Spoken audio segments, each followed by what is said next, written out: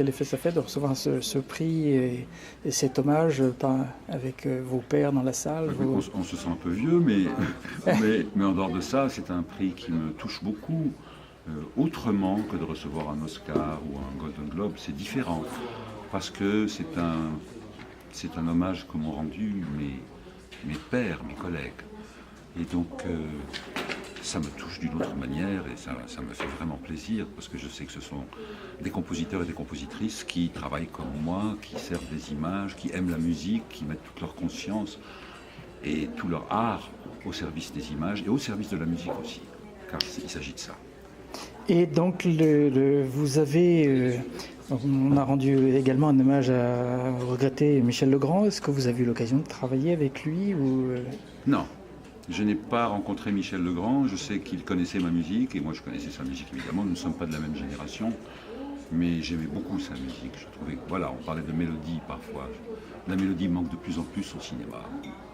Michel Legrand était un grand mélodiste, parce qu'il n'y a pas de compositeur qui ne soit pas mélodiste. Quand on écoute vraiment, même dans Bach, il y a des mélodies extraordinaires, dans Mozart aussi, dans Chopin, n'en parlons pas. Michel Legrand est un musicien complet, c'est-à-dire un compositeur complet, qui sait aussi bien faire des mélodies que des harmonies, que faire des orchestrations pour Miles Davis, que faire des comédies musicales, que faire un concerto pour piano. Il faudrait que nous tous, nous soyons comme ça, armés pour tout faire, mais le faire toujours avec talent, fantaisie et connaissance. Il va nous manquer.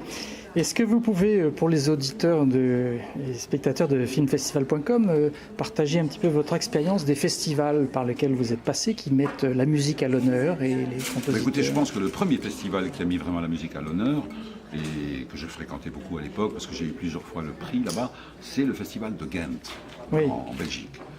Et j'étais un abonné pratiquement, j'y allais tous les ans, et ça a été le premier festival vraiment qui a mis la musique au premier plan, en invitant des compositeurs, des réalisateurs. Maintenant ça a été encore beaucoup plus loin, ils invitent des tandems, des collaborateurs réalisateurs et compositeurs, ils donnent des concerts, enfin ils font beaucoup je pense pour la musique de film. Il y en a d'autres aussi, il y avait le festival d'Auxerre, malheureusement il n'existe plus, il y a toujours heureusement le festival de la Baule, auquel je suis invité d'ailleurs cette année, en novembre. Je vais donner un concert et une masterclass. Je trouve que c'est important, si vous voulez, les festivals. Ce qui est aussi important, c'est de se dire que pour un compositeur, quand j'écris de la musique pour un film et que je l'ai servi, il faut que ma musique aussi serve la musique. Et la seule manière de vérifier ça, c'est de jouer ces œuvres en concert. Ou bien elles veulent dire quelque chose, ou bien elles ne veulent rien dire. À ce moment-là, ce serait, comme disait Stravinsky, du papier peint, simplement.